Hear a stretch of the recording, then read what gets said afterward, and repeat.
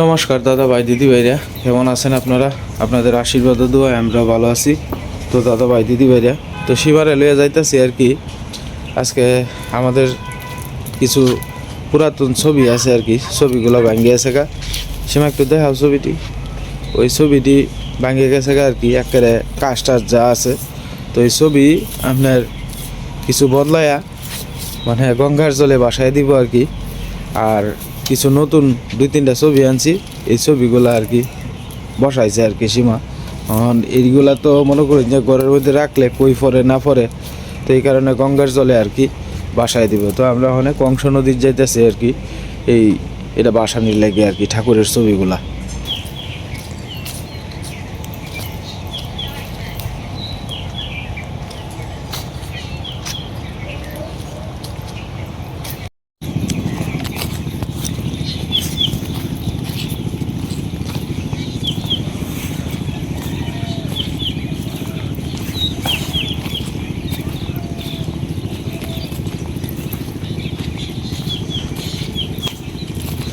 কোন দিক দিয়ে যাইবা দাও? এই দিক দিয়ে লোক বেশি,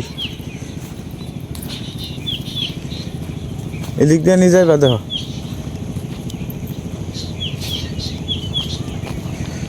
এদিক দিয়ে অনেক বড় ভাইসা দেখা যায় ঘাস কাটতেছে।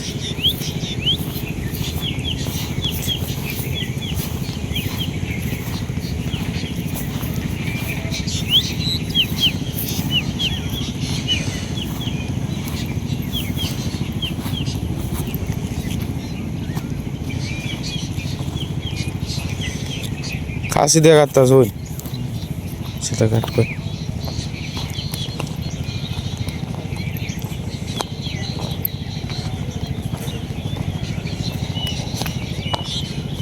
দেখো সীমা, তারার মরিচ গাছটি কিরম আর আমরা ডি হয়েছে কিরম। কোন দিক দিয়ে যাইবা?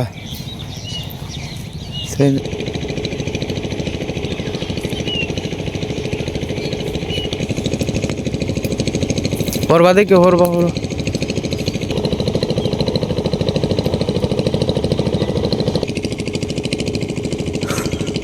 স্লিপ খায় হরবা দেখো।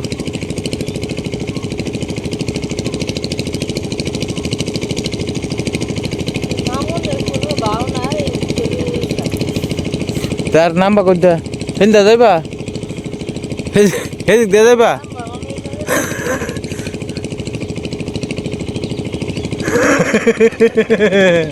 তুমি ডরাইতেছে,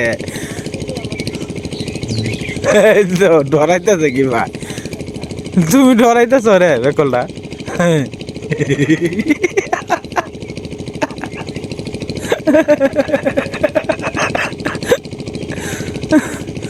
তুমি ডরায় না বেকল।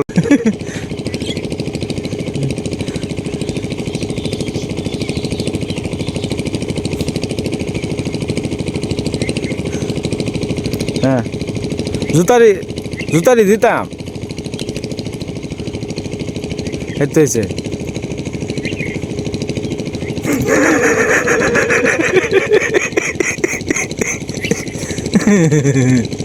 তুমি ডরাইতেছ বেকলটা।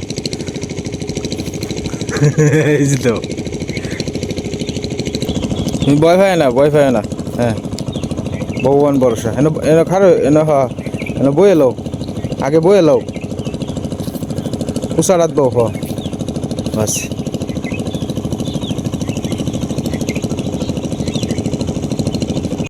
ছবি বাসানো শেষ, আমরা আস্তে আস্তে বাড়ির দিকে চলে যাইতেছি আর কি। আস্তে আস্তে এই নদী দিয়ে চলে যাইব আর কি। সীমা, তুমি মনে সাহস রাখো। ইন্দা না হিন্দা উঠো। এই বেকলটা, এই উঠতে উঠছে। যাই হোক, সাহস আসলে তোমার, এটা মানতেই হবে। হ্যাঁ, বিশাল সাহস তোমার। মা ইন্দা রে, এদিক দিয়ে যাও, এদিক দিয়ে।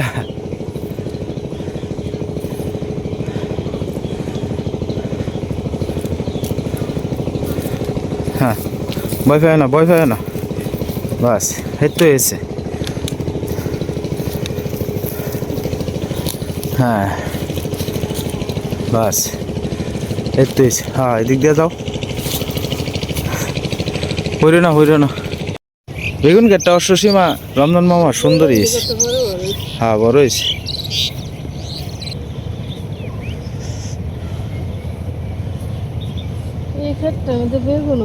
না ওইতে না বলতে এটা যত্ন দিচ্ছে না তো, এটা দ্বন্দ্ব লাগিয়ে উঠছে। হ্যাঁ হ্যাঁ সীমা একটা সিহন বেগুনের গাছ দুধে এনে লাগাইতে পারতাম। সিহন বেগুনের গাছটি তো 12 মাসিয়া। না হেরি সিহন না তো, এটি লম্বা। ওর ভাই আপনি এখনো আছেন ম এটি কি? আমরা গেছিলাম নদীর পাড়ে আর কি সীমারে লইয়া, তো মারে তুই গেছিলাম বাড়ি, তখন মা শ্মশান ঘাট হয়ে বই দিছে।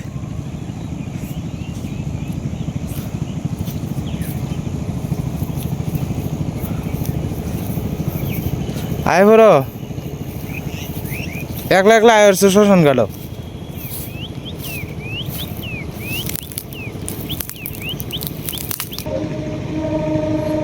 হ্যাঁ হ্যাঁ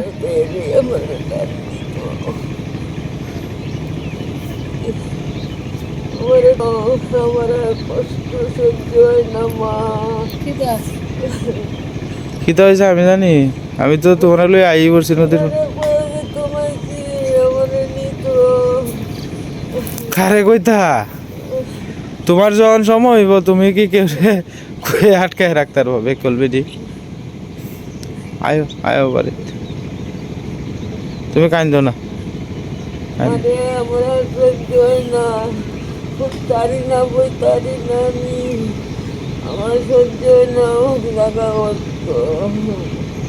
আচ্ছা তুমি চিন্তা করো না, আমি আবার তোমার লয়ে ডাক্তারের দ্বারা যাই। হ্যাঁ ভিজে গেছে রে, উষে ভিজেছে। আমি দাও নাকি আমার দাও না পাওয়ার অবস্থা। হ্যাঁ শুধু মিষ্টি লাও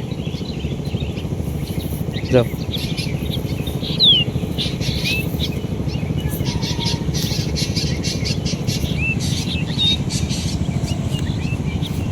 এই নানামে কি আসিমা, তুমি যাও খালি ঘর খালি, আমি মারে লয়ে আইতেছি যাও।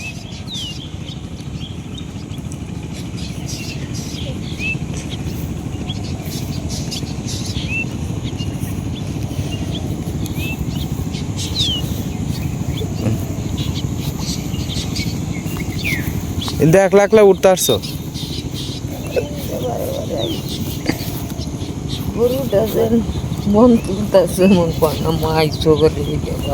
ও তোমার জিগাইছে না?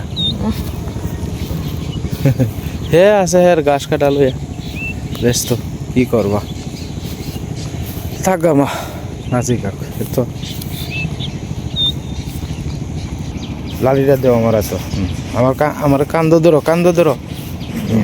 হ্যাঁ আস্তে এই তো নামছ, এই তো নামছ বাস যাও। হ্যাঁ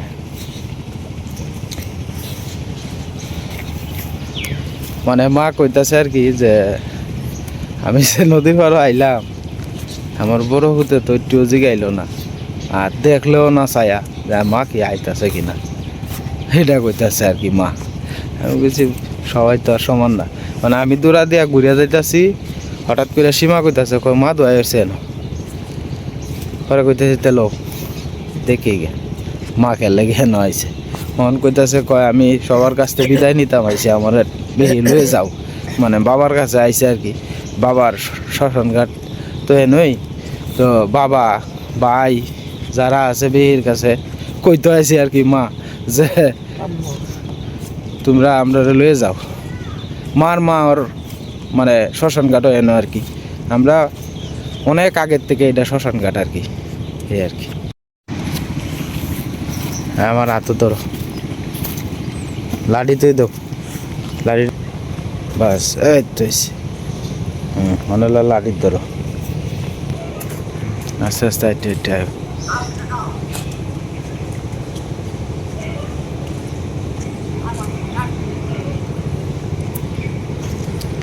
আমার ওকে আলু শরীফ এক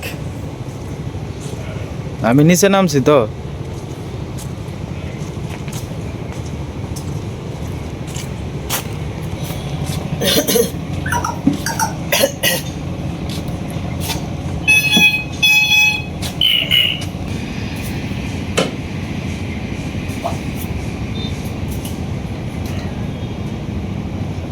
যাই হোক দাদা ভাই দিদি ভাইরা, মা আসলে শ্মশান ঘাটও গিয়ে কান্দা ভাঙ্গিয়া ঘুরে আছে কাকে। আসলে বয়স হইলে মানুষ একেবারে ছোটো বাচ্চার মতো হয়ে যায়। বাড়িতে গেছি যে মা তুমি বউ, খালি বাড়িটা যেই তো, তা আমরা ঠাকুরের ছবিটি তো গঙ্গা ছাড়া তো মনে করেন যে জল ছাড়া তো আর ভাসানিটা উচিত না, কারণ এনে রাখবাম মানুষের সংস্পর্শে আইব, মনে করেন কই থেকে কই যায় না যায় এটা তো বলা যায় না। তো গঙ্গার জলে নিয়ে বাসায় দিয়েছি ঠাকুরের ছবিগুলা, এটা মনের মধ্যে একটা তৃপ্তি আইছে। এই দিক দিয়ে দেখি মনে করেন যে মা গিয়া শ্মশান ঘাটে বই দিছে। শ্মশান ঘাটে যে উঠতেছে এনে কিন্তু একটা উঁচা জায়গা আছে আর কি, একটা মানে মানে আমরার ক্ষেত থেকে নদীর পাড়ে উঠতে গেলে একটা উঁচা জায়গা আছে। এই উঁচা জায়গাটা মানে অনেক সময় দেখা গেছে আমরারই অনেক সময় কষ্ট হয়, কিন্তু মা যে চেঁচড়ায় উঠছে মানে আমার মা কইতাছে আর কি যে আমার ফুতে তো আমারে দেখলো না, আমি যে এনে যে চেঁচড়ায় উঠলাম দাঁড়ই তো ঘাস কাটতেছে, আমার তো একটু ধরলো না, এটা আর কি কইতাছে মা। মানে আমার ভাই একটা ফিডব্যাক করল, বুঝছো মনোরঞ্জন যা আছে না যে মা আইতাছে একটু দইটা তুলিছে মারে, এরকম না আর কি, মানে হ্যাঁ মতো আছে। আসলে মা বাবা বয়স্ক রইলে পরে প্রত্যেকটা সন্তানেরই দায়িত্ব মা বাবার সেবা যত্ন করা, মা কই যাইতেছে বাবা কই যাইতেছে এর খোঁজখবর রাখা। যতদিন পর্যন্ত বাচ্চা আছে ততদিন পর্যন্ত তো রাখুন, যখন একদিন থাকতো না সেই দিন তো মনে করেন যে আপনার সামনে দিয়ে আইটা গেলেও তো এটা দেখা যাইতো না, ঠিক না? আর এই যে সেবা যত্নটা, এটা আমি মনে করি এটা সবার ভাগ্যে কিন্তু হয় না। হাতের 5টা আঙ্গুল যেরকম সমান না, সব সন্তানও তো তেমন সমান না।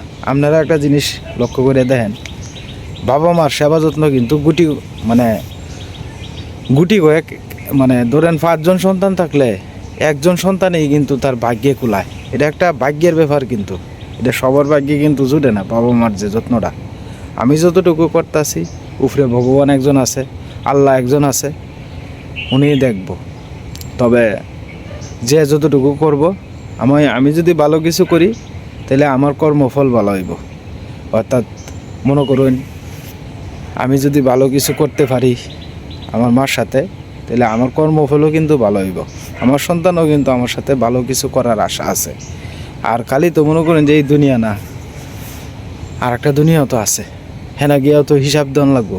আজকে যদি আমি মার সাথে অবহেলা করি, মারে না জিগাই, হ্যাঁ এই যে মা 10 মাস 10 দিন গর্ভে রাখছে আমরারে, হ্যাঁ 10 মাস 10টা দিন কি পরিমাণ কষ্ট করে মা আমরারে পেটের মধ্যে রাখছে।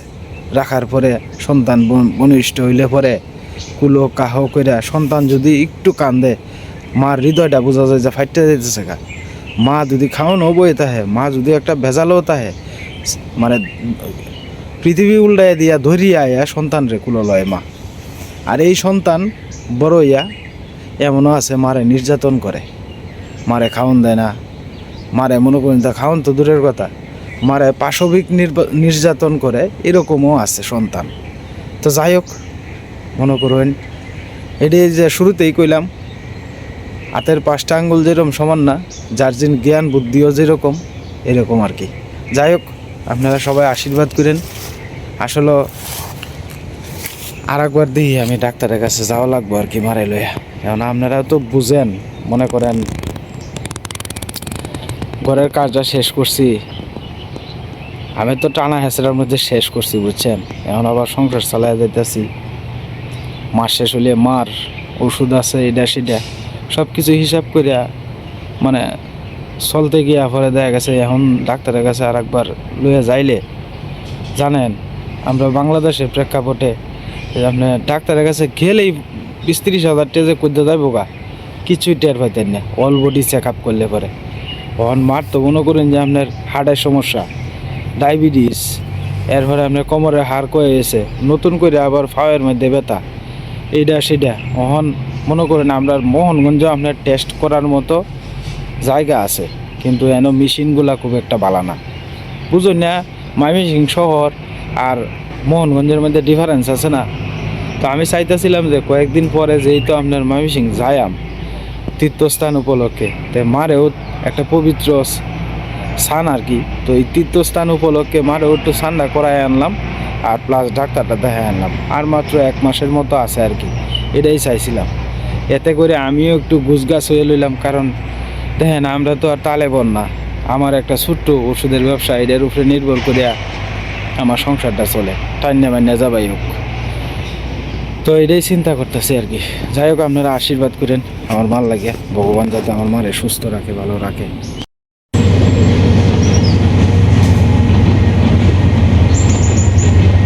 আজকে ট্রেন অনেক স্লো গতিতে চলতেছে, অনেক স্লো।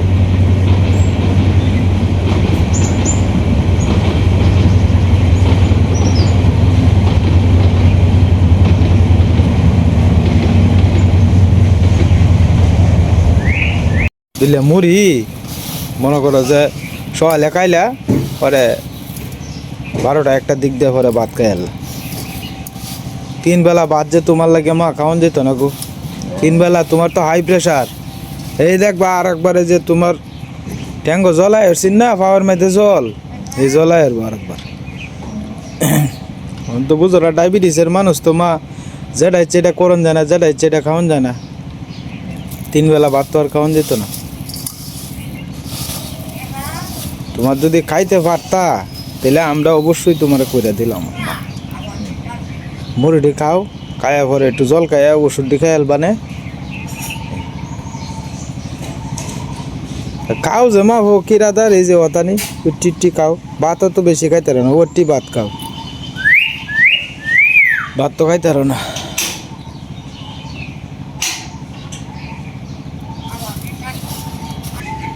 মিটু বেটা, তুমি ভালো আছো? মিটু শিখা আইসা না তো? তুমি ভালো আছো মিটু? বাবা কই? বাবা, তোমার বাবা কো? বাবা, তোমার বাবারে ডাক দাও। বাবা, কে তো ফাঁকি ঢুকছে? হ্যাঁ ধমুক দে। আয় আয়, ওই অর্ক অর্ক অর্ক কো? ওই অর্ক অর্ক ডাক দাও। আয় আয় আয় আয়, ওই অর্ক। মিঠু অর্ক কই? মিঠু অর্ক কই? সীমা আজকে শিক্ষা আইছে, সীমারে ডাক দাও, সীমারে ডাক দাও। সীমা,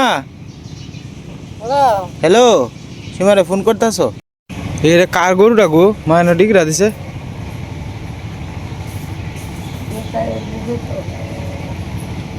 কইছে গরুটা ডিগরা দিছে বাইন কার? ওই কৃষ্ণ মামার ইয়র মাঝে দৌড়ালতাছে। এখন কি চুলা কি আজকে বানাইব? নদীর টানোর লাগো মাটি, এটা দিয়ে ভালো হইব।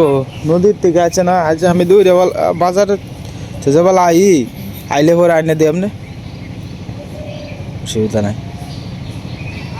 আরে সেরাটা যে দিছে এটা তো ইহটা ছুড়ে আলবো। 60,000 বহন না, এটা হয়েছে সেইটা বহন। দুধ কথা রে?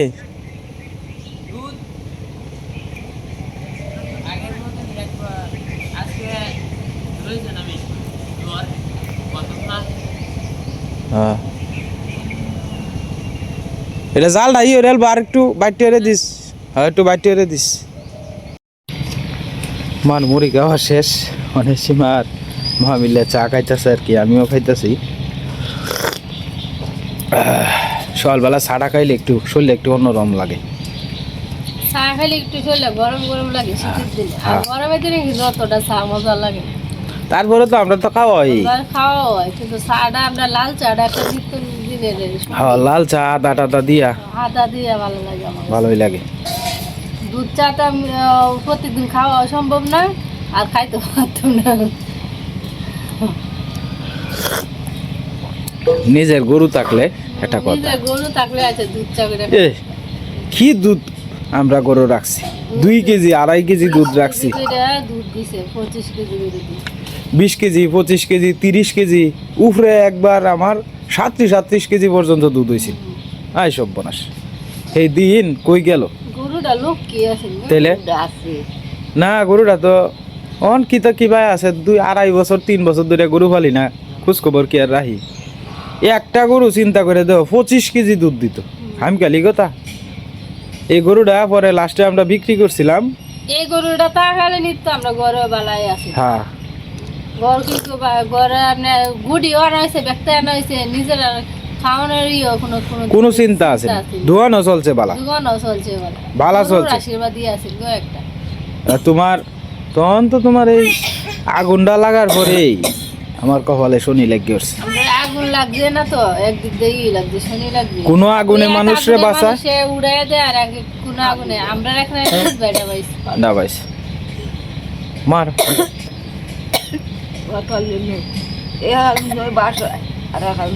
হ্যাঁ, এক আগুনে বাসায় আর এক আগুনে তোমার একেবারে নিচে নামায়। যাই হোক, এটা হয়তো মানুষের উপরে দিয়ে না গিয়ে দোকানের উপরে দিয়ে গেছে। যাই হোক, ভগবানে ই করছে, মানুষ তো বাঁচে আছে। মানুষের উপরে দিয়ে যেতে কোনো কিছু তাইলে মানুষ গেলে কি মানুষ পাওয়া গেল হয়? দোকান গেলে আচ্ছা গেছে গা, কষ্ট মষ্ট হইতে চলতে পারবো।